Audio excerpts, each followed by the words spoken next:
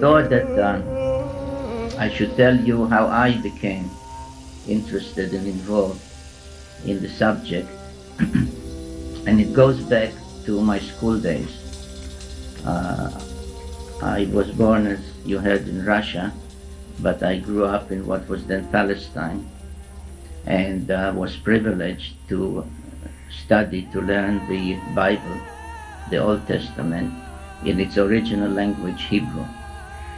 And that is extremely important to understanding what actually those ancient texts tell us, because everything else that you read in the Bibles, be it in English or in German or whatever language, are not just translations, but are really interpretations, because each translation, each translator puts into the translation their understanding of what the word or the sentence or the event had meant. I don't recall how old I was then, but maybe 8 or 9 years old. And we reached the story of Noah and the flood, and what happened is preceded in the chapter of Genesis with several very enigmatic verses that somehow don't belong to the rest of the story of Noah and the ark. And when the teacher explained to us what those verses say, they start and say to tell us, because the second verse, I believe, says that in those days the Nephilim were upon the earth. They were the sons of the gods.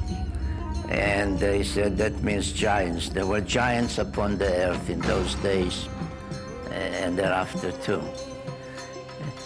So I raised my hand and said, excuse me, my teacher, why do you say giants when the word Nephilim comes from the verb nafol, which means to fall, to come down, to descend.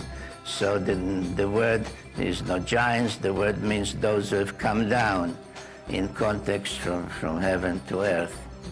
And I was expecting the teacher to say, Sitchin, very good, you know your Hebrew.